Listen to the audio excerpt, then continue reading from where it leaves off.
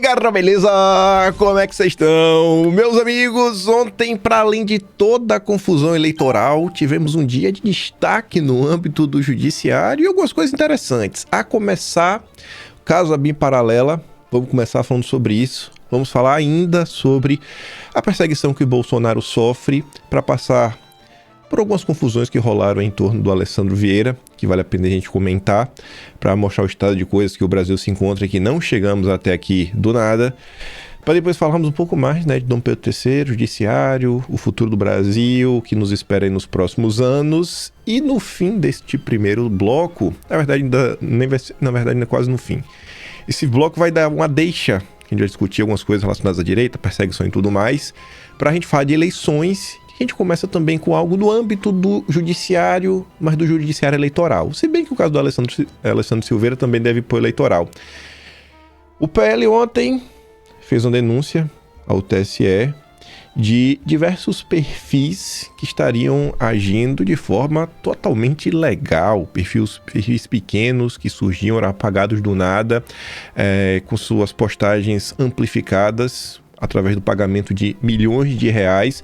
Essa denúncia, inclusive, já tinha sido publicada pelo Globo.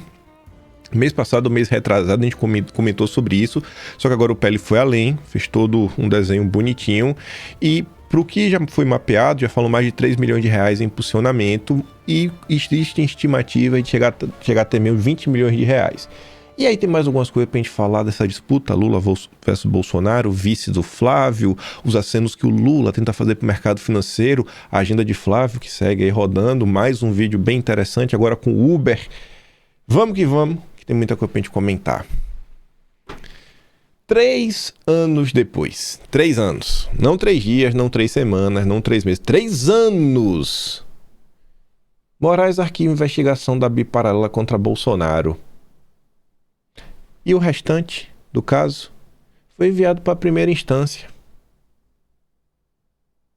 Aí o Ale comenta, né? Houve tudo. Toda a perseguição implacável, ficha expedition e tudo mais. Não provaram nada. 3 anos. Mas investigar o gabinete do amor, né? 0. Essa questão da ABIN Paralela, inclusive, foi o que serviu de ficha expedition para atrás do celular do Carlos Bolsonaro, do Ramagem, um monte de coisa ali no início de 2024. Teve até o nome dessa operação. Vamos aqui olhar.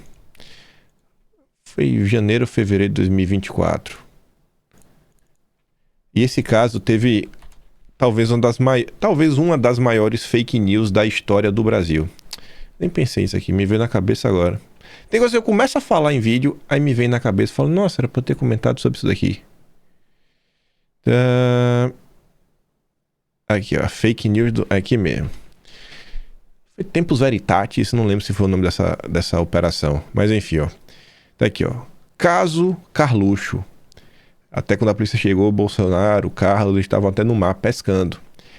Aí inventaram mil coisas, que era queima de arquivo, que era pra jogar o celular no mar, mil coisas. Mas o melhor foi a fake news da... Cliquei no lugar errado. Fake news da Daniela Lima. Caso Carluxo, a fake news do ano. Carlos Bolsonaro é alvo da Polícia Federal em nova ação sobre espionagem ilegal. 29 de janeiro de 2024. Acho que foi a Tempus Veritatis o nome dessa operação. Posso estar enganado. E aqui, eu nem sei se esse vídeo continuou no ar depois, acho que a Globo News retirou. Vídeo apócrifo da Daniela Lima, que... a Globo apagou. A Globo apagou, mas está salvo para a posteridade, né? Os próximos anos, aí no futuro, quando as pessoas quiserem questionar assim, qual foi a maior fake news do ano de 2024? Sem sombra de dúvidas foi essa. Daniela Lima inventou que Carlos Bolsonaro teria... Eu estava com Carlos Bolsonaro, aqui ó. Em transmissão ao vivo, ela afirmou que durante a diligência na residência no gabinete de Carlos Bolsonaro, a Polícia Federal havia descoberto o computador da ABIN em posse do vereador. Isso mesmo. Carlos Bolsonaro tinha um computador da ABIN. Um caso completamente descabido. Porque assim, ó, se tu não sabe o que foi a acusação da ABIN Paralela, era basicamente o seguinte. Eles diziam que as pessoas estavam montando relatórios super secretos sobre pessoas, sua parada de estado, perseguição, toda aquela ladainha. Aí no início da confusão, prenderam um rapaz que era o Richard Poser. Inclusive esse Richard Poser, eu fui citado nas matérias porque o Richard Poser falou comigo. Quero o Richard Poser, engenheiro, empresário, um cara qualquer. Ele não tinha nenhum cargo na BIM, não era polícia nem nada. Aí os super relatórios secretos que o Richard Poser montava era assim: tem um site, não contem pra ninguém que esse site é muito perigoso. O Richard Poser, por conta desse site, foi preso. Não usem esse site para obter informações secretas. Sabe qual era o site? Google. Conhece o Google? Pois é. O Richard Poser ia no Google, botava informações, pesquisava, aí ele montava basicamente um dossiê com notícias da internet. Aí ele encaminhava para pessoas, duas pessoas, na época, eu não lembro o nome dos caras que estavam lá sendo citados, trabalhavam na Polícia Federal na BIM, e esse cara falou: vamos tentar levar para mostrar para Bolsonaro. Basicamente isso. Notícias de internet. Não, isso aí é uma organização criminosa de monitoramento. Basicamente a BIM paralela foi isso.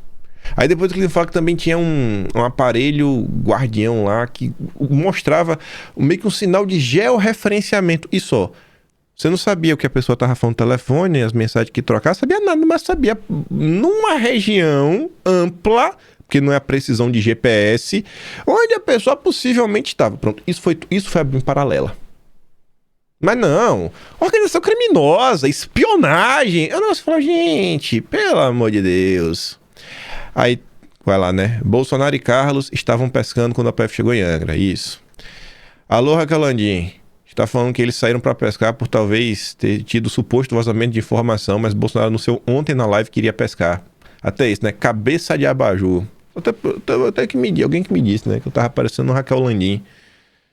Entendi como uma ofensa, mas gostei do apelido. Eu falei, pô, gostei, viu? Gostei da pilha. Eu também teria me chamado de Raquel Landim. Aí, coisas no pessoal na época fez, né? O jornalismo profissional brasileiro. Peraí, deixa eu ver. Isso tá na sequência, né? Ali, ó, cabeça de abajur. Polícia Federal usa helicóptero da PRF para buscas contra Carlos Bolsonaro em Angra. Vereador e ex-presidente estavam em casa de veraneio da família. A associação da BIM diz que notebook da agência apreendido em operação estava com servidora da BIM. Aí a Daniela Lima falou que estava com Carlos Bolsonaro. Aí gera aquele alvoroço. Não, agora tem que ser preso. Como assim o Carlos Bolsonaro tem um notebook da BIM? Como se um notebook da BIM tivesse algo, assim, super especial, né? Ai, presidente Bolsonaro desmente a Daniela Lima. Aí, ó. Gleisi Hoffmann. Prova do crime em casa. PF encontra computador da BIM com Carlos Bolsonaro. Dá pra culpar a Gleisi Hoffmann? Ela só fez repercutir a fake news da Daniela Lima. Daniela Lima, jornalista da Globo, e responsável por divulgar essa informação, admitiu cometer um erro. O computador da BIM não foi encontrado na casa de Carlos Bolsonaro, mas sim na casa do ex-assessor de Alexandre Ramagem, que é casado com a agente da BIM. PF aprende o computador da BIM, operação que mira Carlos Bolsonaro, Humberto Costa. E aí foi a festa, né? Tomou checagem. Um dia ruim para o jornalismo, um dia ruim para o antibolsonarismo. No ramo da informação política, a precipitação é sempre péssimo conselheiro. Silvio Fagundes saiu na Folha de São Paulo, esquerdista, reclamando da Daniela Lima. Em vez de o computador da BIM estava com Carlos Bolsonaro, o correto era: computador da BIM estava na casa de funcionária da ABIN. Um pequeno errinho. Hoje o Pedro trabalha no Globo News, né? Júlia Dalpiva, a lá do ICL, que nunca errou, que atira a primeira pedra. Sofreu a maior fake news do ano de 2024 e nada aconteceu. Inacreditável como a Globo News piorou nos últimos anos. A narrativa do início da manhã definitivamente não é a mesma do início da noite. E isso não tem nada a ver com os fatos, mas com o que fizeram com eles, doideira. Imprensa e governo tiraram fatos na operação da PF contra Carlos Bolsonaro. Não que seja novidade, mas piorou, né? Estou mostrando aqui a turma da Globo News batendo foto com a Dilma. Aí vem correção, não é desculpa, não. A menina faz a maior fake news do ano, ainda teve a cara de pau falar de correção, por isso que foi demitida, né? Aí lá, enfim. Governo organiza a operação da PF contra Carlos, com meme toque, toque, toque, isso, né? Vai virar pro exterior. Governo Lula contra o oficial Bruno na cassação de Deltan, tiro no pé da SECOM. O governo usa a máquina pública, né? Na boa. E aí ninguém falava nada. Aí você vê o caso agora, foi pra primeira instância. Vamos ver o que vai dar na primeira instância. Vai dar em nada. Na primeira instância não vai dar nada porque não tem nada esse caso. Eu quero ver mandar o inquérito das fake news pra primeira instância. Ver aí cadê o dinheiro. Cadê a milícia digital? Como é que essa milícia digital operava? Depois de tantas diligências da Polícia Federal. Porque esse tem 7 anos e esse segue em aberto. Mas que coisa, viu? Aí tem questões centrais. Ah, isso aqui na época, inclusive, o Carlos foi alvo por coisas que ele mal tinha qualquer tipo de relação, nem nada. Mal tinha conversado com uma mulher, e só porque ele teria trocado a mensagem com a mulher, já teria entender que o caso estaria envolvido numa baita confusão. Eu não lembro dessa história com precisão, mas tá tudo lá. E na época quem criticou, inclusive, foi o bastidor do Escostegui. Um dos parceiros do Daniel Vorcaro. Que coisa, viu? Não foi o Escostegui, você viu essa matéria, né? Foi o Samuel Nunes, mas o bastidor é o jornal dele. A dificuldade de fazer o básico, também criticando, né, a operação da Polícia Federal. Zap entre Ramagem e a Sora de Carlos é de outubro de 2022. Na verdade, foi troca de mensagem de Ramagem e a Sora de Carlos. Print que implica Carlos Bolsonaro traz data que Ramagem já estará fora da BIM. Começa a aparecer vários pontos soltos.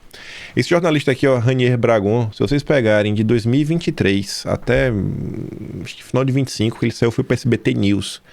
Mas ele era uma das poucas vozes na Folha de São Paulo que relatavam os abusos e os absurdos da operação da PFL, né, a Polícia Federal de Lula, para perseguir Carlos Bolsonaro, Eduardo, todo mundo. Ramagem ignorou no Zap a assessora de Carlos que quis fuçar inquéritos, que não foi nem bem assim, né? Mas não importa, o Ramagem tem que ser preso também. Todo mundo é bandido. Todo mundo é bandido. Todo mundo é bandido. O que tem mais aqui? Jogar de Bolsonaro ponto excesso. Devolver tablet e notebook. Pois é. Aí foram pra cima do Técio também, do Matheus. Todo mundo cara do gabinete do ódio. Polícia Federal queria prender o celular de Jair Bolsonaro, diz advogado. Pois é. Depoimento de Carlos se restringiu a post interpretado como um ataque a diretor da PF. First Mile, sistema que na PF foi usado pela BIM. Quero de georreferenciamento, enfim. Aí vai. No mês seguinte tem mais informações, né? Porque isso aqui já foi no final do mês, foi dia 29 de janeiro. Já tô aqui com o de fevereiro aberto. Não vou abrir, não. Só para olhar aqui o que dizia no capítulo. Parte 1, da BIM até a baleia. O caso da baleia, nem lembrava da baleia. Aí 2, a festa globalista, né? Fizeram a festa. Vazamento super seletivo, fake news, narrativas esdrúxulas, críticas. Deve ser críticas da própria imprensa às operações. É proibido existir oposição, por certeza que é um tema que eu devo ter agrupado aí. Mais perseguições contra a direita. O lado da direita da história, obviamente, é explicando, né, as confusões. Sabotagem internacional. O Mangabeira, na época, até denunciou na Veja, Rio de Janeiro. Deixa eu ver o lado da direita da história. Não é exatamente isso mesmo. Bolsonaro, nunca teve tentativa de golpe. O lado da direita, explicando o que aconteceu. Tá. Bolsonaro. É isso mesmo. É o outro lado da história. Tá aí. E ontem tivemos aí, né? Primeira instância. Vamos ver agora. Eu queria que esses processos todos fossem públicos, para o Brasil inteiro poder acompanhar. É sobre isso que se trata as eleições de 2026. Sobre isso aí, é o chefe do Lula. O chefe do Lula aí, ó. O homem que manda e desmanda no Brasil. O ser mais perverso que já nasceu em solo brasileiro. Eu duvido que tenha um brasileiro mais perverso que esse... Peraí que eu tô me empolgando demais, viu? Tô me empolgando demais. Vamos lá. Vai, porque não tá avançando. Ainda travou meu computador. Ah, miserável. Cadê? Pior que travou meu computador mesmo, viu? Pronto.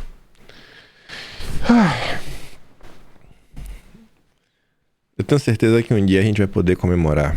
Vai chegar o dia.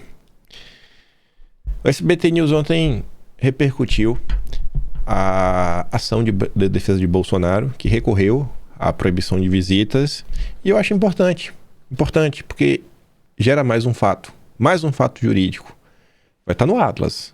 Um dia, quem quiser acompanhar todos os contrapontos da imprensa e realmente, assim, olhar em termos factuais, está lá desde janeiro de 2020, tudo organizado mês a mês. Ninguém vai poder falar, não dá para saber assim, os pormenores da perseguição que o Bolsonaro sofreu. Dá, tá tudo lá. Mas veja aqui.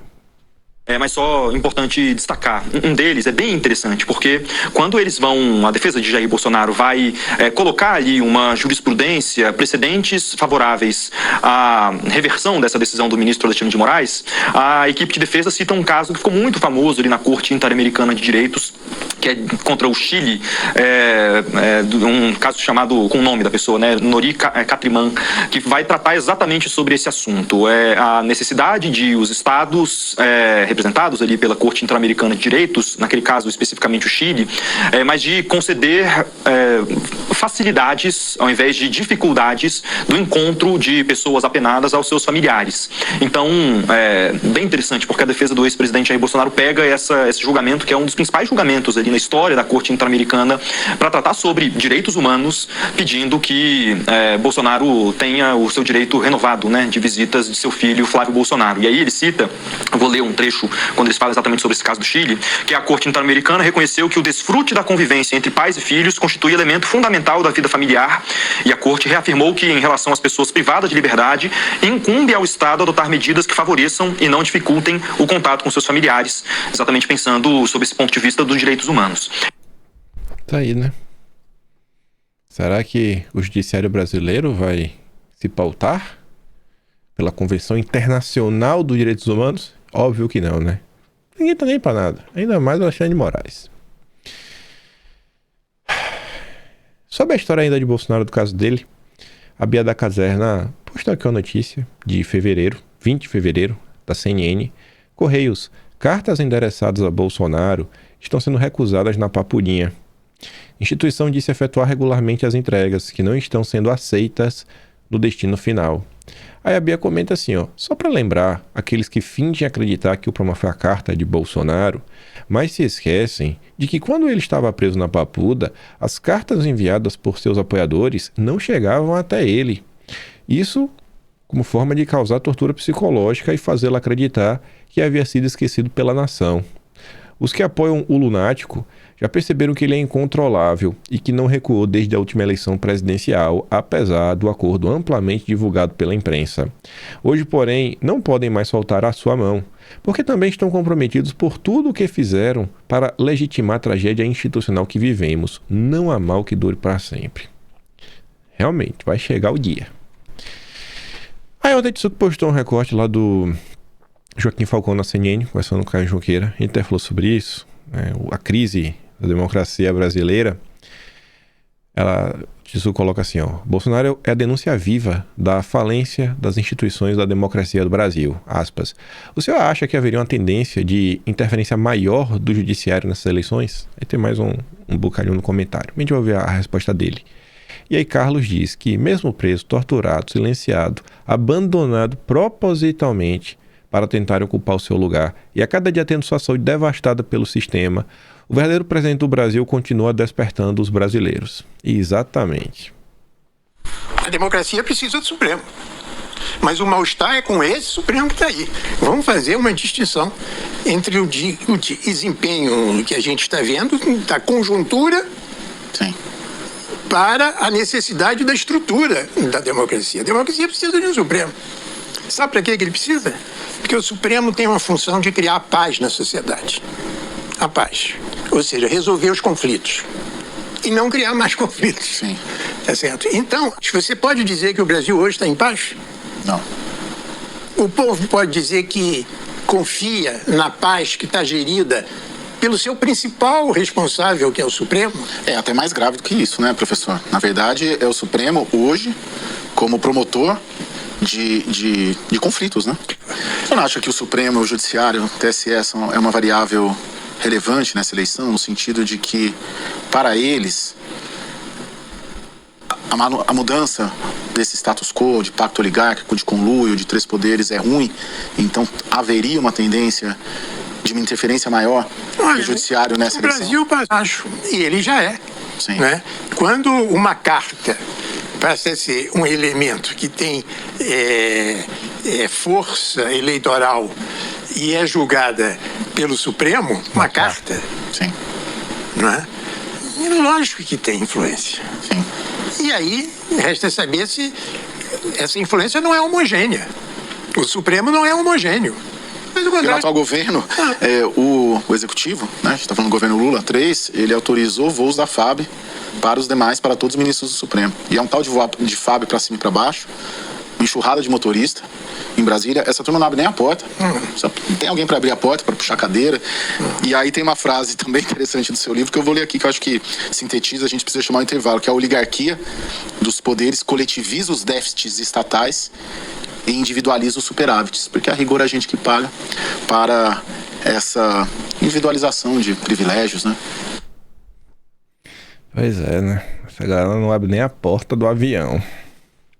Nem a porta do avião esse pessoal quer abrir. Ah, Jesus. Deixa eu botar aqui só pra carregar o telefone.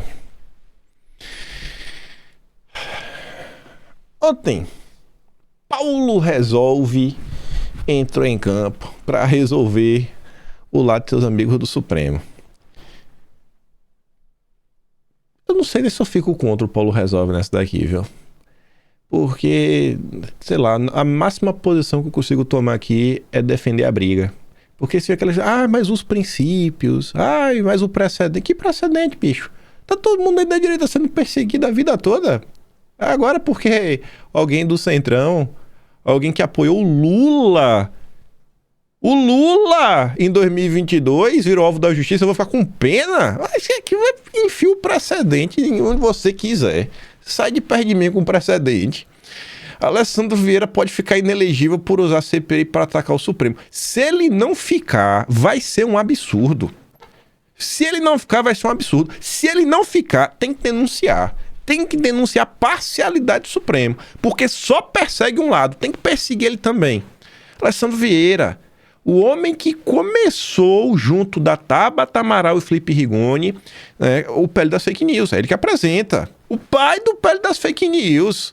Eleitor do Lula, militou, perseguiu o governo Bolsonaro. Agora tá aí. Resolveu cantar de galo. Que rode pra ele sentir na pele o que ele causou a esse país. Aí tá ali, ó. Paulo Resolve concluiu que Alessandro Vieira extrapolou as atribuições da CPI do crime organizado ao propor indiciamento do ministro do Supremo Gilmar Mendes por crime de responsabilidade.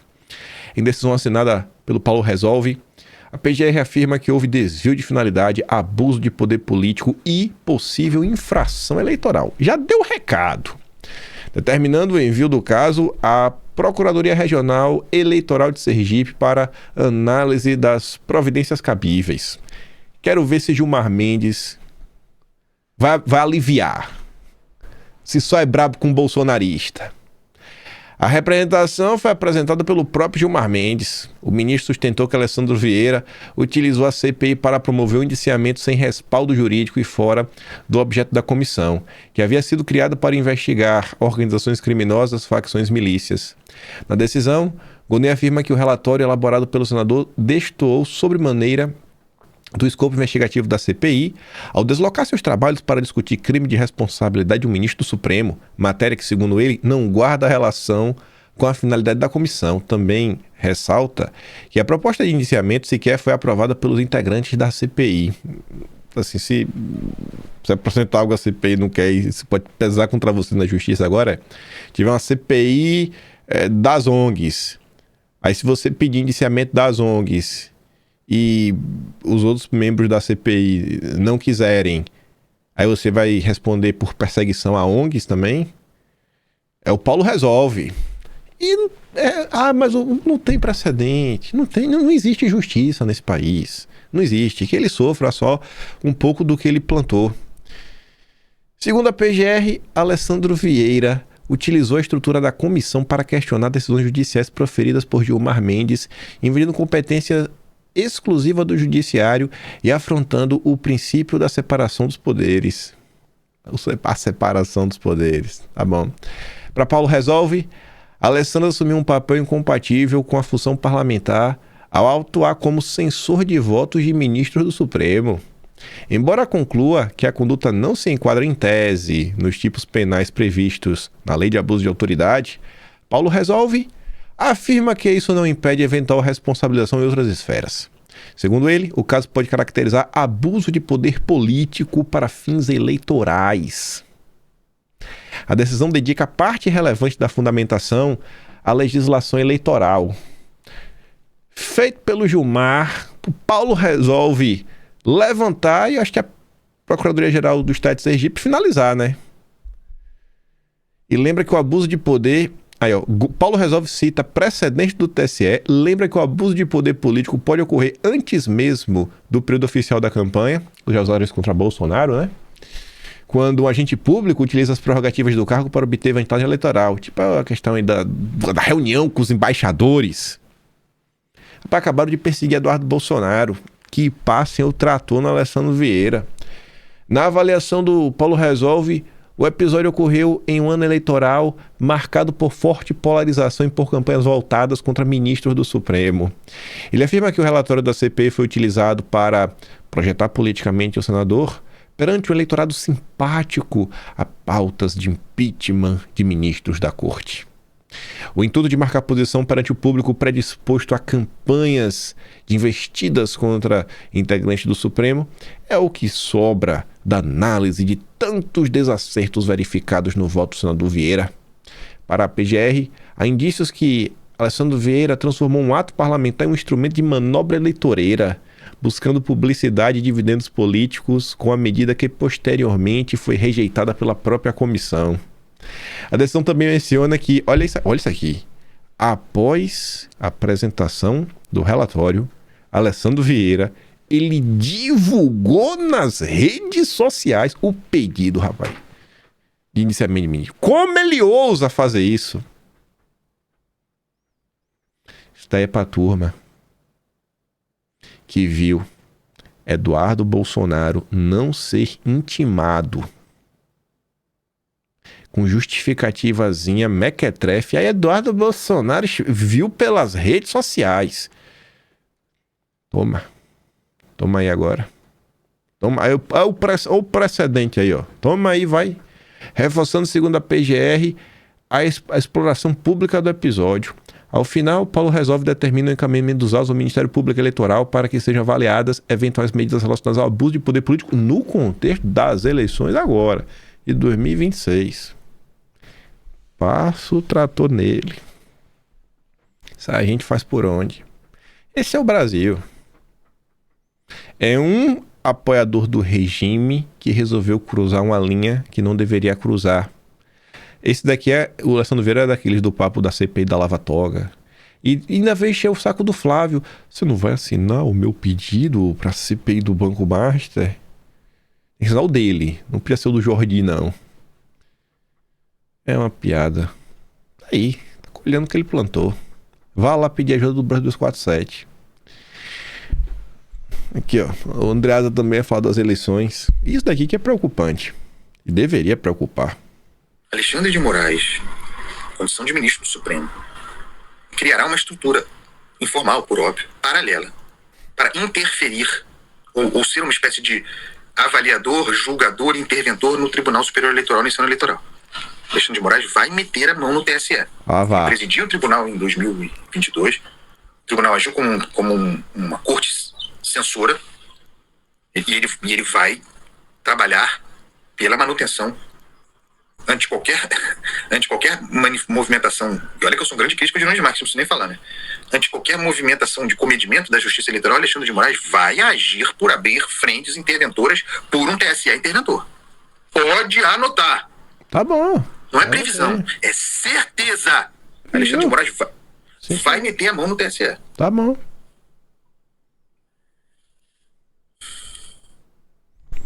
Tá bom. Esse também é da turminha do Clube do Livro, que ajudou a perseguir a direita desde 2019, né, Andreasa?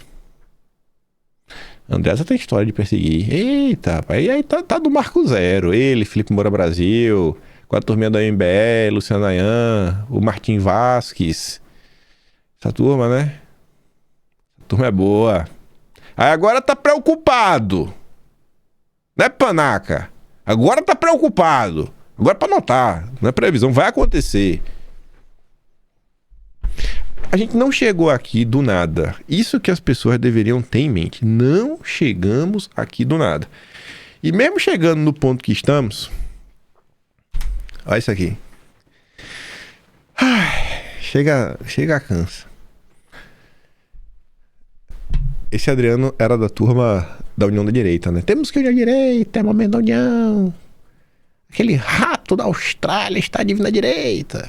Aí agora ele tá surtado, preocupado, né, com a galera que tá remando contra o Flávio. Daqui, 4 novos ministros do Supremo, alinhados ao petismo.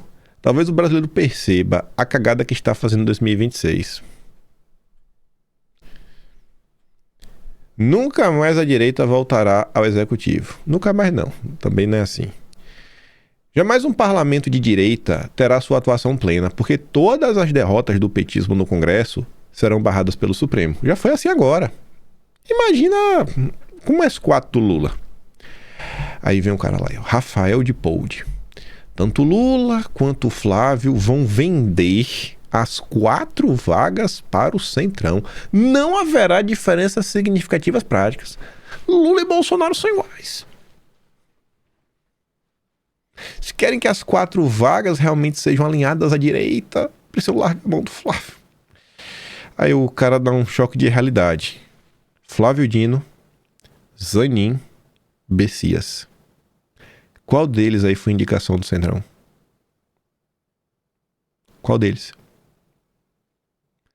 Não cai em armadilha do PT, cara. Pior que a armadilha não é do PT. É a armadilha do Partido Novo, do Caiado, do MBL, do Constantino, do Salles, da direita sem Bolsonaro, direita permitida. Eles criam essas narrativas porque sabem que muitos aqui caem nela, né? Para os eleitores do Lula não muda simplesmente nada, porque não ocorre esse debate de pureza no campo da esquerda. Já os gênios da política da direita, não, Lula e Bolsonaro são iguais. Pois é, iguaizinhos. No dia de ontem, Eduardo Bolsonaro conseguiu aí o seu green card.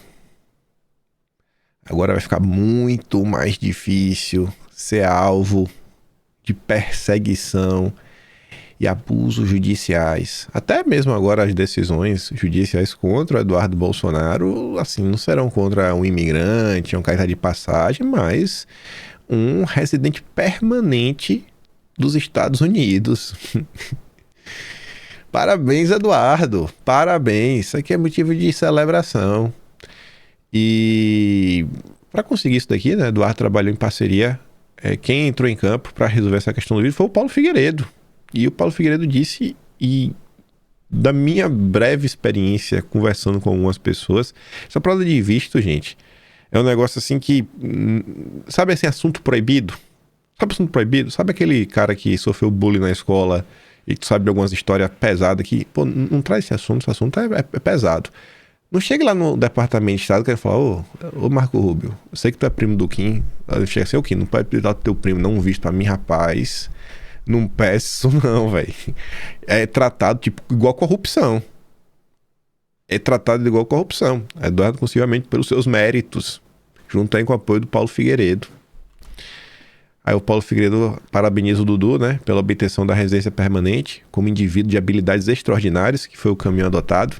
Você merece.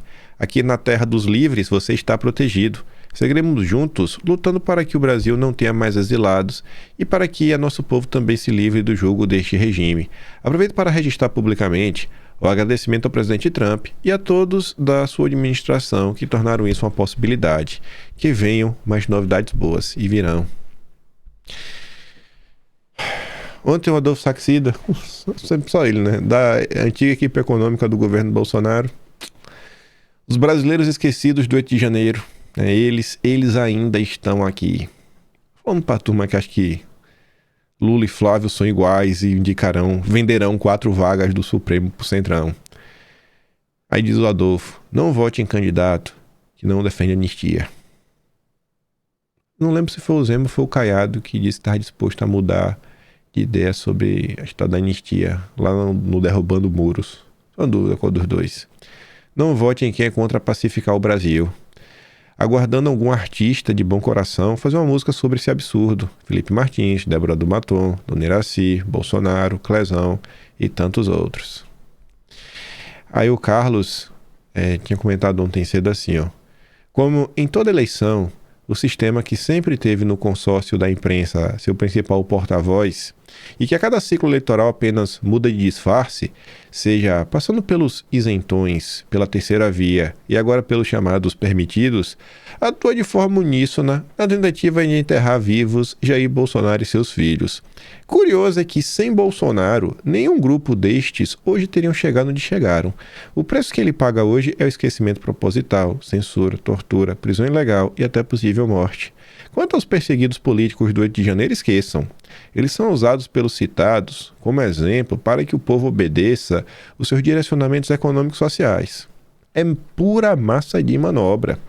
Cadê a dosimetria, gente? E o negócio ainda mais com a eleição, não tem parlamento mais, tá tudo suspenso. Se bem que a decisão não depende do parlamento. A decisão o Dom Pedro III suspendeu. E falaram pra você que ia ser rápido. Te falaram que ia ser rápido e não foi, né? E a turma segue presa, dormindo no chilindró, comendo comida de presídio, convivendo com bandido no final do dia, né? É verdade, bicho. Aí, olha pra isso aqui. Flávio Beal, ex-PSL, que foi demitido, que é o perfil fake dele, que o Constantino, inclusive, recomendou na Gazeta do Povo, escreveu um texto para recomendar. Carluxo inventou os permitidos. E a pergunta que ele não se fez responde tudo: permitido por quem, criatura? Se o critério é a tolerância do sistema, olha pra dentro de casa, o guru da tua matilha é defendido em rede nacional pelo presidente do PCO. Acho que ele tá falando de mim, né? Aí o Rubens Herzog fala assim, ó, o apoiador do Nicolas é tão burro que acha que o sistema é o PCO, né? O PCO é o sistema mesmo. Né? O PCO deve ter sido o alvo aí do Alexandre de Moraes porque é sistema. Tá criticando o Lula aí porque é do regime mesmo. É duro, né? De doer. Aí ontem, após revelarem que o Constantino não vota desde 2016, ele meteu essa, ó. Alguns bolsopetistas, tá falando de nós, criaram uma tese bizarra. Só pode comentar eleições em que você for votar. Não, ninguém falou isso. Ninguém falou isso. O que as pessoas falaram é que se você não vota nas eleições e fica isentando, jogando contra, até fomentando o voto nulo indiretamente, irmão, você tá passando vergonha. Você deveria só calar a boca. Ou seja, se não é eleitor no Ceará, não pode falar do apoio do PL ao Ciro. Se não for votar em São Paulo, cale-se sobre a escolha de André do Prado do Centrão pelo Eduardo. Agora cada analista deve mostrar seu título de eleitor em dia e se limitar a comentar as eleições em que vota. Para ali um tic-tac, o canguru satanás, não poderão mais falar sobre qualquer eleição além da presidencial, por exemplo. Faz algum sentido? Ô, tchutchuca. Ô, minha cabecinha de fralda. Tá dodói, né? Tá nervosinho. E aí o cara que ele defende ontem foi dar uma entrevista no UOL. A única matéria que saiu, eu nem coloquei em vídeo, a única matéria que o Salles conseguiu produzir com a entrevista dele. Deixa eu ver se ainda tá aberto aqui. Aqui o último navegador. Aqui, ó. Tá aberto, ó. A única matéria que o Salles conseguiu com a entrevista dele. Sabugosa disse que Eduardo Bolsonaro e Michele teriam sido candidatos melhores do que Flávio. Ex-ministro disse faltar coordenação na campanha bolsonarista. E ele é deputado federal e pré-candidato ao Senado. Só tem isso. Foi o máximo que ele conseguiu. Ganhar destaque. Essa turma é igual o Caiado e o Zema. Eles só têm espaço na imprensa para atacar algum Bolsonaro. Só. Aí ele foi lacrar até com o Zanini lá da Folha. Tá de licença do painel. Olha pra isso aqui. Aliado. Olha pra esse aliado. Olha que baita aliado. Agora, deputado, o ex-presidente Jair Bolsonaro, ele tem aí, né, uma série de ex-aliados, né? Enfim, o Janine pergunta do Bolsonaro, mas, por exemplo, se a gente pegar hoje, são os filhos que estão aí. O Eduardo Bolsonaro, ali, uma ala dos Estados Unidos que o senhor já criticou e que recebe muitas críticas. Qual que é o peso? O senhor não se considera, então, ex-aliado do ex-presidente Jair Bolsonaro, mas fora desse bolsonarismo que está hoje aí na mão dos filhos dele? Veja só, Carla, o presidente Bolsonaro é uma coisa, os filhos são outra, né? Eu entendo, inclusive, deixo claro aqui, que se fosse para escolher um filho do Bolsonaro para ser candidato, o melhor candidato era o Eduardo. É o mais preparado, que tem uma visão política mais aguçada, não se envolve com o Centrão, não se envolvia, infelizmente, antes de apoiar o André do Prado como candidato ao Senado. O Flávio é do game, o Flávio é um cara que transita no Centrão, transita com todo esse pessoal, e aquele telefonema do Vorcaro mostra isso. Flávio é do game. Aliado aí, ó. Esse aliado, Flávio, que game, Salles? Que game, Salles? De vender madeira roubada? É esse o game? Tô perguntando, não tô sugerindo nada. Que jogo é que você tá sugerindo? É vender madeira roubada, é? Não fique nervoso, não. É um absurdo isso daqui, rapaz. Vai chamar agora o que eu falo depois de bandido? A ligação com o Vorcaro. Que ligação, irmão? Tem ali. Você oferece um contrato com a contrapartida 20%. Qual o crime nisso, Salles? Eu acho que o Eduardo fala melhor, tem melhor postura, é mais combativo. Agora, o presidente é uma coisa, o pai é uma pessoa, os filhos são outra. Eu acho que os filhos fizeram algumas coisas positivas, mas por outro lado, sobretudo o Carlos e o Eduardo, infelizmente, tem em torno deles gente muito provocativa, que gosta de dividir, gosta de criticar, quer dizer, mais atrapalha do que ajuda. E o Flávio, que poderia, na qualidade de candidato a presidente, apaziguar isso, dar um cala-boca, dizer, olha, tá todo mundo proibido de criar essas divisões dentro da direita, inclusive os ataques que foram feitos a Michele e várias outras coisas, ele se omitiu. Então, se não fez do ponto de vista de ativamente, pelo menos do ponto de vista de omissão, de fato, há uma participação dele nisso. Quem que tá certo nessa briga Flávio versus Michele, e o senhor fica de que lado? Tá vendo como esse cara é vagabundo, bicho? Não é de hoje, sabe? Não é de hoje a safadeza desse cidadão. Ai. Olha, é difícil você dar palpite na família dos outros, né? Obviamente que em família, cada um sabe o que acontece lá dentro, né? Da porta para dentro, terão seus argumentos, terão as suas visões. O que eu posso dizer é daquilo que eu conheço. Eu quando fui ministro do Bolsonaro e depois já como deputado, ou na minha campanha à eleição, quando o presidente voltou dos Estados Unidos, né? Depois daquele episódio que ele foi para os Estados Unidos e tudo, desde o governo do Bolsonaro, em que a Michele era a primeira-dama, ele fez um grande trabalho. Ela foi uma primeira-dama muito elegante, muito discreta, por outro lado efetiva no trabalho que desempenhou naqueles temas de voluntariado, de inclusão de pessoas com deficiência. Foi uma pessoa muito gentil, assim, muito agradável. Resumindo, né? Tomou o lado da Michele. Olha a quantidade de elogios. Muito leve, num governo que era, até pelo seu papel de combater a esquerda, bastante beligerante, bastante barulhento, né? Havia muitos conflitos. Ela era, de certa forma, um tom abaixo, uma pessoa que não criava problema, fazia as coisas. Então, isso tinha muito valor, enquanto primeira-dama. Depois que o presidente foi aos Estados Unidos, que já tinha perdido a eleição, o papel que ela desempenhou de rodar o Brasil, levantando pele mulher, né, criando novamente um sentimento de grupo na direita, sobretudo nas mulheres, em que criando um sentimento de grupo, ela criou? Foi a Michele que criou um sentimento de grupo na direita? A direita em geral também tem muita dificuldade. Então ela tem muito valor, a Michele, muito valor. Então, tirando as questões familiares que eu não posso opinar porque não conheço, o que eu posso dizer é como figura pública, como esposa do Bolsonaro, como figura pública, como ex-primeira-dama e como presidente do PL Mulher, ela fez um grande trabalho.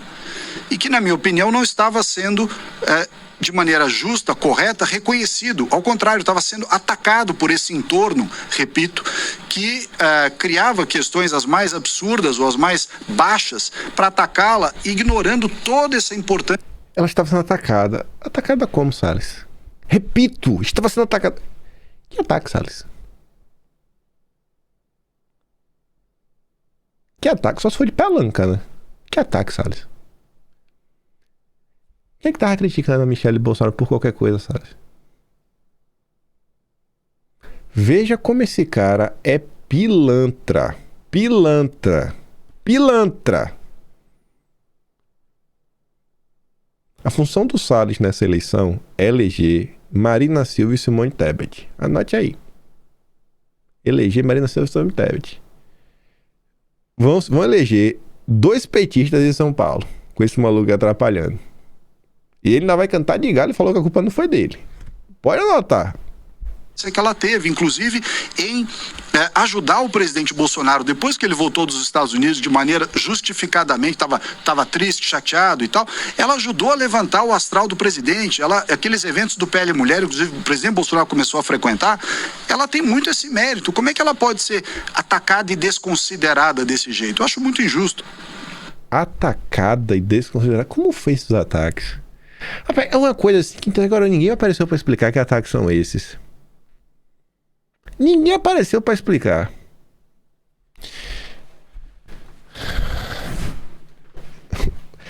Mas antes da gente falar da história dos perfis fake da esquerda, para você entender como a gente chegou aqui nesse ponto de ter pessoas desqualificadas como o Visconde Sabugosa, eu tô falando para vocês que a direita é um movimento burro e que a gente deveria ter um pouco de simancol, sabe, a autocrítica e reconhecer a nossa pequenez e esse processo de imbecilização. E o pessoal não, o pessoal acha que é bonito, que é só continuar batendo no peito, gritando, que tá tudo maravilhoso. Ah, não. É esse aqui, ó. É esse daqui. Eu vou dar play esse daqui. Aí depois eu dou no outro aqui, a gente faz só esse contraponto. Não chegamos na imbecilização à toa. Veja só. Esse rapaz aqui é amigo do Felipe Neto. Já participou de lives do Felipe Neto. Trabalhava com o Felipe Neto. Ele é conhecido no Twitter já há um bom tempo. Perfil grande, tem mais de 100 mil... Acho que no YouTube dele tem mais de 100 mil seguidores. É o Cleison. Eu não lembro qual era a função dele lá na equipe do Felipe Neto. Ele entrou no Spaces do cara do Nicolas. Eu não tô ampliando, eu não tô jogando no colo do Nicolas à toa. Deixa eu te relembrar uma coisa. No grupo lá do PL, que o PL tem um grupo, que tem alguns influenciadores e alguns políticos. Tem mais de um grupo, tem o grupo, obviamente, também dos influenciadores, tá? O churrasqueiro, todo mundo. Nesse grupo do PL, o Dom Lancelotti foi expulso.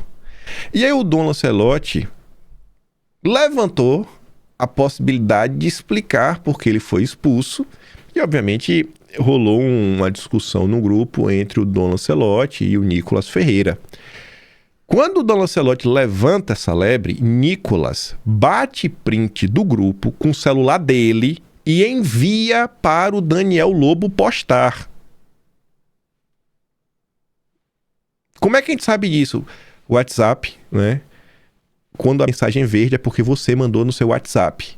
Aí as mensagens que o Daniel Lobo manda é exatamente, né, as mensagens do Nicolas, porque depois alguém postou essa mensagem que tá verde no print dele, que é o seu próprio celular, aí tá lá a mensagem cinza com o nome Nicolas Ferreira, né? Então se o Nicolas bateu prints e mandou. E você deveria se perguntar, quem é Daniel Lobo? O cara que Nicolas Ferreira bateu prints ao live e falou, ó, vaza essas mensagens. Vaze pra mim, me defenda. Esse é o Daniel Lobo. Veja essa discussão. Veja isso daqui. Veja o que se tornou a direita brasileira. Por quem, meu filho? Por o debate está acontecendo dentro de premissas de... Essa voz aqui é do Cleison. Dialética que são completamente diferentes daquilo que eu estou falando. Nós estamos debatendo sobre eleições. A gente tá falando sobre o Caiado, a gente está falando sobre o Lula, a gente está falando sobre Bolsonaro, Flávio Bolsonaro, bolsonarismo. E nós precisamos dar um passo além para entender que daqui a 2 meses o próximo debate não vai ser mais Lula-Bolsonaro. Dentro do bolsonarismo, como eu estava dizendo lá no começo, houve uma mudança que eu achava que ia acontecer só daqui a 8 anos. Eu não achava que ia acontecer agora, 4 anos. Nesses 4 anos, o que a gente vê? O principal agente, entre aspas, do bolsonarismo, dentre eles, que é o Nicolas Ferreira, é um sujeito que ainda não aderiu à campanha do Flávio Bolsonaro como deveria.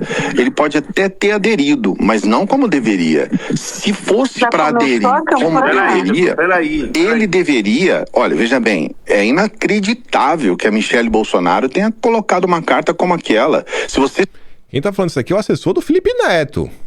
O assessor do Felipe Neto tá falando isso. Concordam com aquela carta, então nós estamos realmente numa situação muito difícil. E nós estamos falando da... Não, segura aí. Eu já conheço. Olha só, vamos lá. É o seguinte. Você vê que corta, o rosto da sala é o cara do Nicolas, ele silencia todo mundo, ele censura todo mundo, que tem o botão, né, silenciar todos. Ele silencia todo mundo e olha o que ele vai falar agora. Seu Cleison, aí o seu download chegou até o final, então não vai rolar. É o seguinte, não é antidemocrático, não consigo conversar. Beleza, então desce, não tem problema.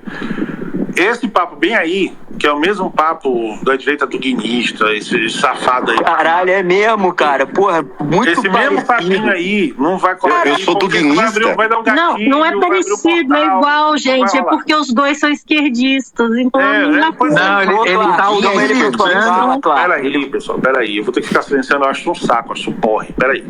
Não vou porque eu não acho que o seu Cleison quer chegar a uma conclusão. Ele vai fazer um preâmbulo gigantesco no meio do caminho com... Tu entendeu o que aconteceu? O assessor do Felipe Neto entra, fala o que tá acontecendo, ele é censurado e é acusado de ser duguinista. Aí o cara ali abre o microfone e fala, eu sou duguinista. Aí vem um outro doido, é mesmo? Aí vem a mim na mesma coisa. Tu tá entendendo o que se tornou a direita? Quando tu tirava a onda do petista na rua, olha lá os petistas, ó. Os petistas que não sabem de nada, aqueles vídeos clássicos do Mamãe Falei, eleição 2018. Olha lá o petista passando vergonha. Isso é direita. Isso é a massa de pessoas que o Nicolas formou.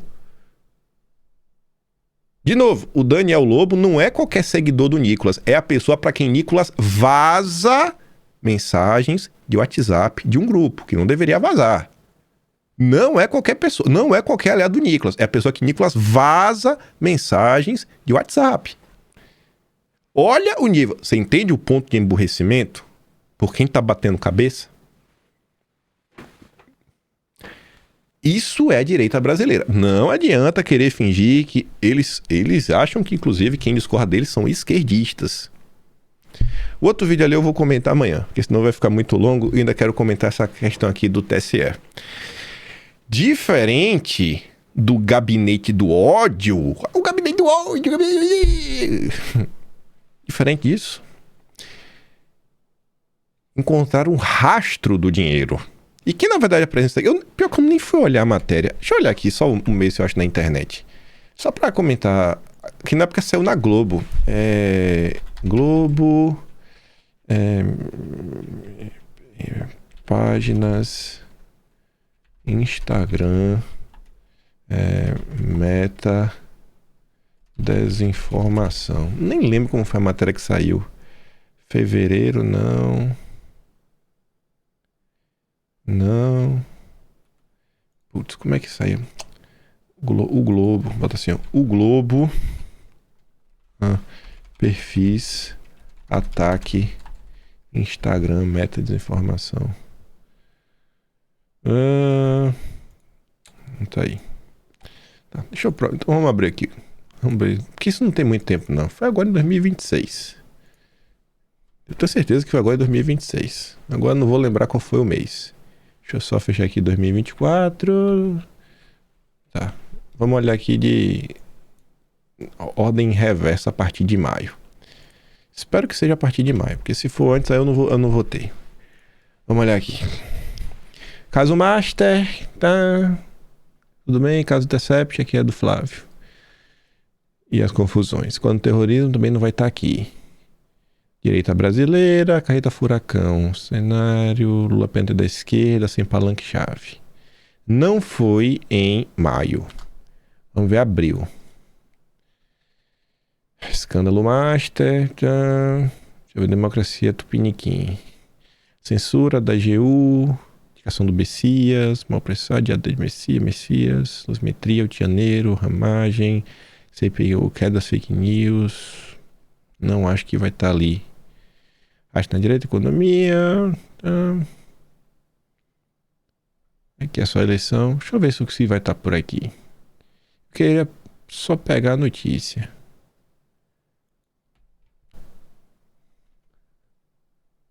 Mundo Inquisidor. Nossa, acho que é só crítica das fake news mesmo. Foi esse ano, bicho. Deixa eu ver em março agora. Master, um monte de coisa do Master. Escândalo INSS. Queda das fake news. De novo. Outros casos.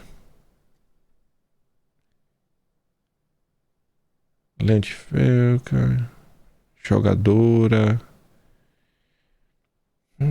Onde é que pode estar? Deixa eu só ver aqui de fevereiro, senão voltar no de março. Lulinha fim desencapado. Não é esse. Tá. Quero das fake news. Quero fim de inquérito. Deixa eu ver aqui em março.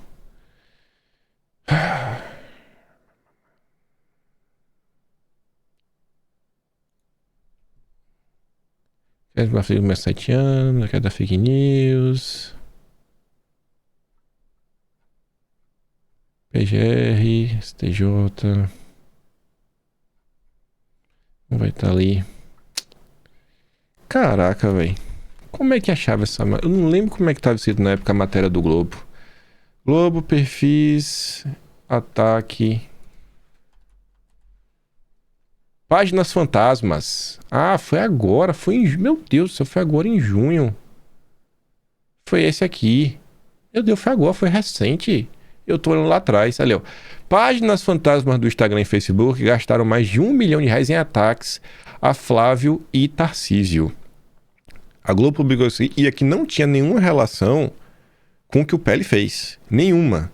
Aí mostrava assim, o valor utilizado, os perfis que eram criados do nada, sem seguidores, e depois os perfis eram deletados, e exatamente o padrão que o PL denunciou junto ao TSE. Mas enfim, pronto. Agora já mostramos que isso já tinha sido divulgado pela Globo.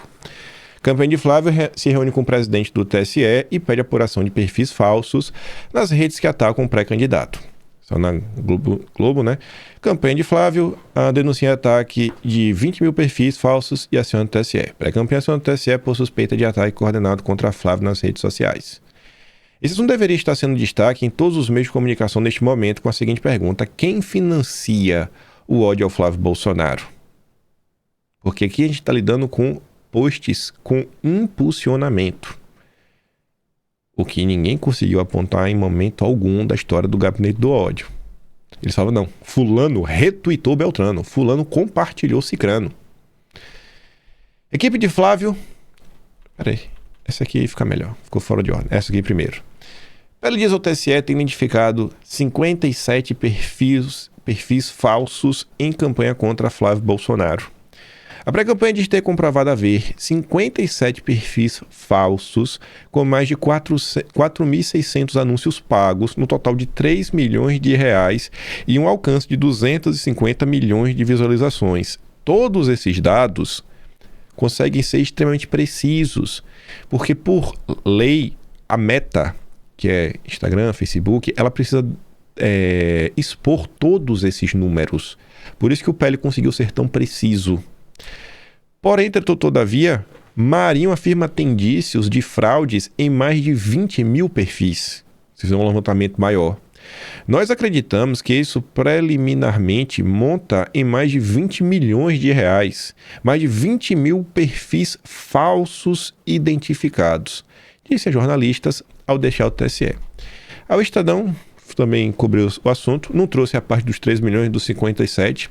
Achei que deu uma pisada na bola quando já vem de, assim, ó, Enfim, ali, ó. Os aliados de Flávio dizem que cerca de 20 mil perfis inautênticos vêm fazendo ataques impulsionados com conteúdo desqualificante.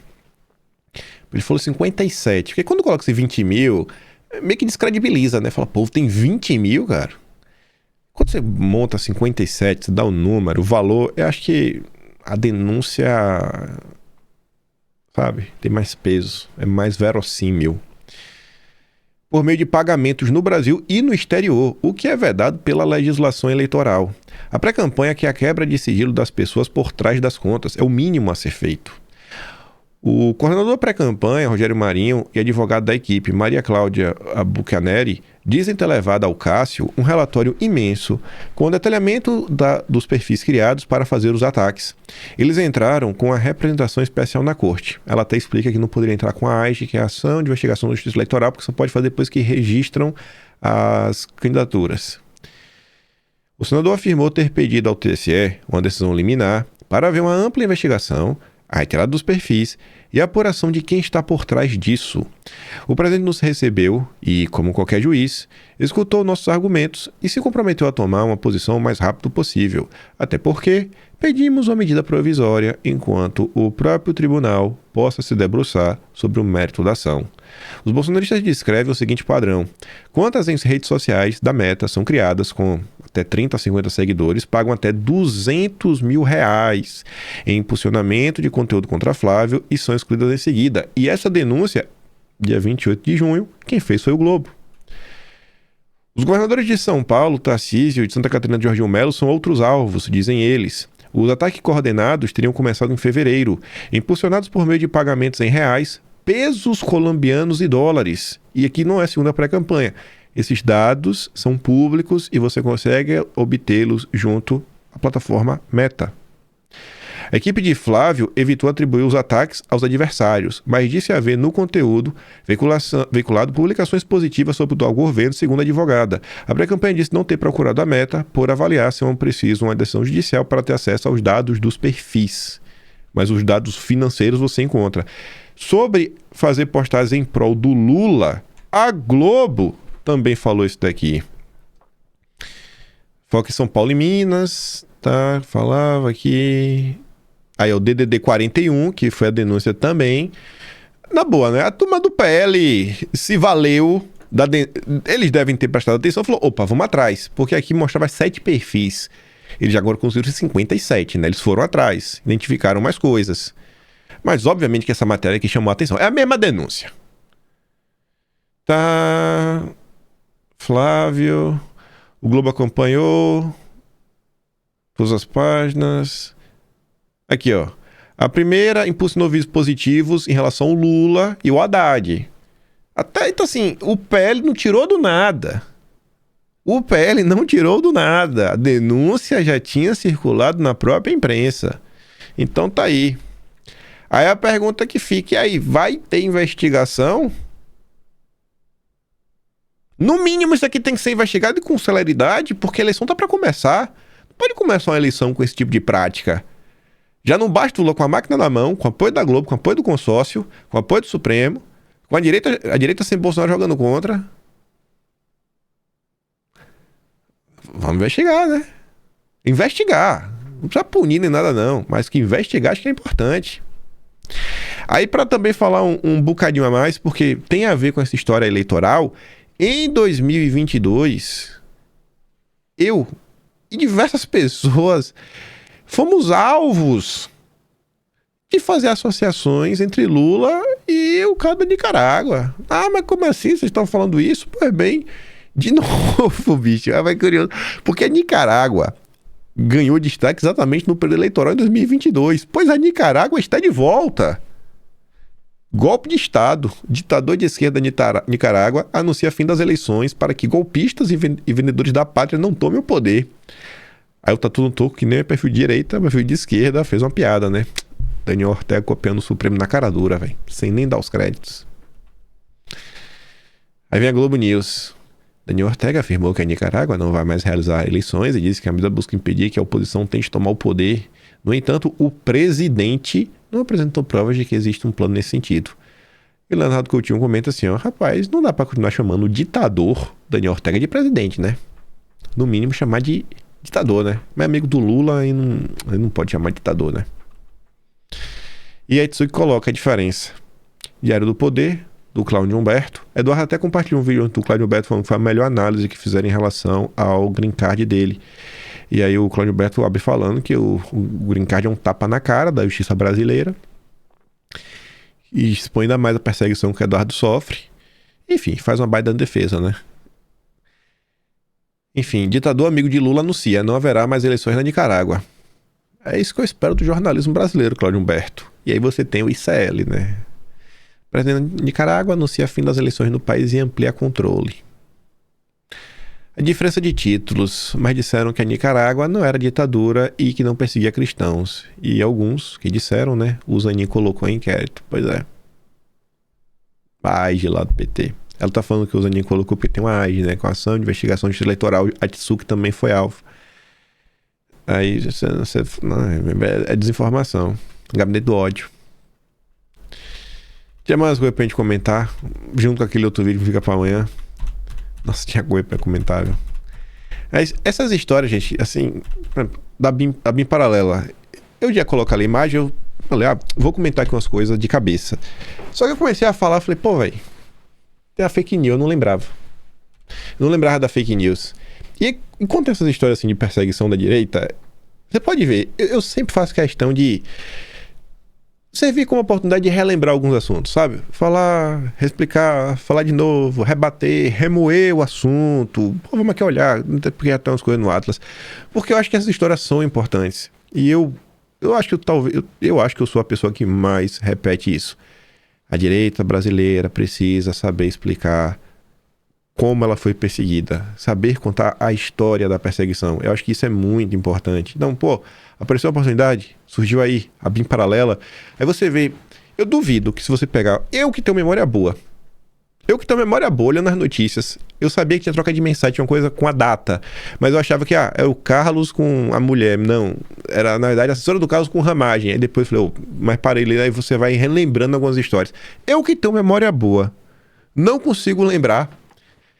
Pega aí alguém na rua, faz esse teste hoje, chega aí no teu grupo de WhatsApp, que você deve ter com seus amigos de direita, e pergunta, bicho, vocês sabem como foi a história da BIM paralela? Pede pra cada um mandar um áudio. E não é pra desmerecer ninguém. Eu tô falando, eu que tenho memória boa, que pô, todo santo dia eu tô aqui só pra falar de política, basicamente, é meu trabalho. Eu não consigo lembrar.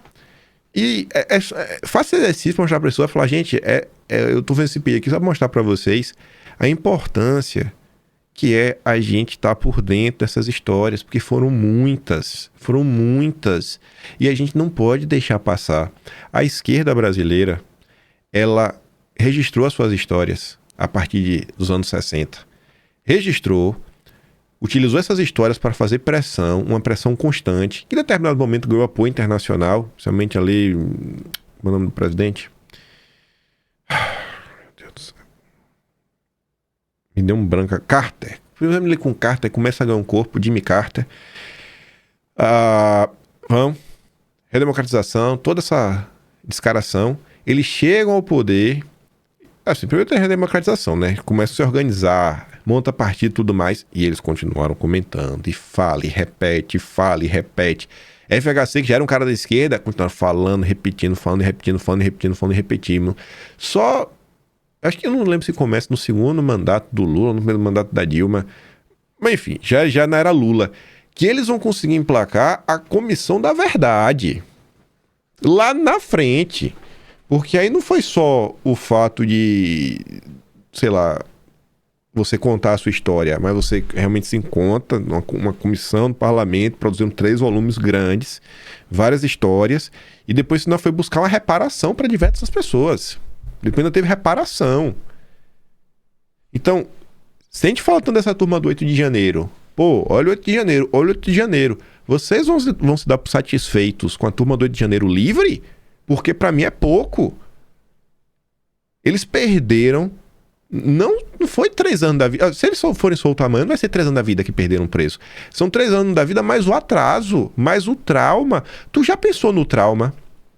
Eu não lembro se foi a Dona Iraci. Acho que foi a Dona Iraci. Aquela que foi espancada na cadeia. Tu acha que uma pessoa dessa não vai lembrar da cena, do dia? Eu que caí de moto quando tinha 19 anos, então eu lembro mais ou menos assim, a sensação de como foi a queda de moto, o mal-estar que eu fiquei, meu Deus, sabe? Ah, meu Deus, na cama, que fiquei por um mês. Imagina tu ser espancado de noite de dormir. Tu acorda... Tu tem noção do que é isso? Assim, o peso que essas pessoas carregam dentro delas... O povo acha que é brincadeira essa história de ser preso. E ainda mais quando é inocente. Imagina, o cara que sabe que eu sou inocente. E você está sendo perseguido. Assim, não é só soltar essas pessoas, não. Soltar é o primeiro passo. É o Flávio. Mas vocês acham que vai ter... Assim, o Flávio vai soltar o pessoal, 1º de janeiro. Tu acha que no dia 2 já tem clima pra vir com reparação? Vai ser uma gritaria. Vai. Já deu... Aí vão começar a querer caçar o induto que o Flávio der. Pra a gente conseguir uma reparação digna, minimamente digna, que não vai pagar jamais o sofrimento que essas pessoas passaram, a gente tem que ter o conhecimento dessa história. A história tem que estar registrada. A esquerda depois ainda tem lá até o... Você não lembra se é mural da democracia? Tem um negócio desse daí, que eles registram aí todo esse papo. Tem que ter isso, gente. Pelo bem dessas pessoas, de todas as pessoas que sofreram. Você vai ter... Desde a turma do Rio de Janeiro até Alan dos Santos, Eduardo Bolsonaro. Eu duvido que o Alan esteja assim preocupado em receber algum tipo de reparo por tudo que ele sofreu. Obviamente que se tiver, ele vai atrás. Igual Eduardo Bolsonaro. Mas em especial, gente, essa turma do Rio de Janeiro, assim, é um negócio que não dá. A turma do 8 de janeiro é um negócio que passa por cima de tudo. Assim, o nível de absurdo disso não dá pra descrever. Os absurdos contra a turma do Rio de Janeiro vão além de todos os absurdos que você consegue imaginar. Foram pessoas comuns, perseguidas, enfiaram essas pessoas na cadeia só para gerar uma história de golpe de Estado e perseguir Bolsonaro. Eu duvido que Bolsonaro não fique pensando nisso às vezes. Assim, o peso que você fica. Cara, essas pessoas estão sofrendo por minha causa. Você se sente até culpado. Mesmo sabendo que você não tem culpa nisso.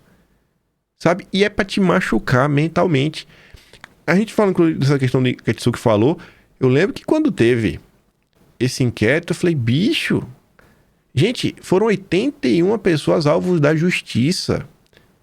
A maior parte das pessoas comuns que foram alvos da justiça foi porque apareceram no meu vídeo. Eu já fiquei abalado por saber que pessoas... que nada... Assim, eu falei, pô, eu achei que eu tava falando até pra mostrar aqui o perfil, a pessoa vai conhecer a rede social, reconhecer o trabalho que a pessoa faz. A pessoa parar no inquérito. Assinado pelo Zanin e o Eugênio Aragão, que eram os 2 advogados do PT. Tá achando que é brincadeira isso daí? Agora imagina a questão do 8 de janeiro. E o povo vai de corpo mole pra apoiar o Flávio Bolsonaro. Porque os ataques que a Michelle Bolsonaro tava sofrendo.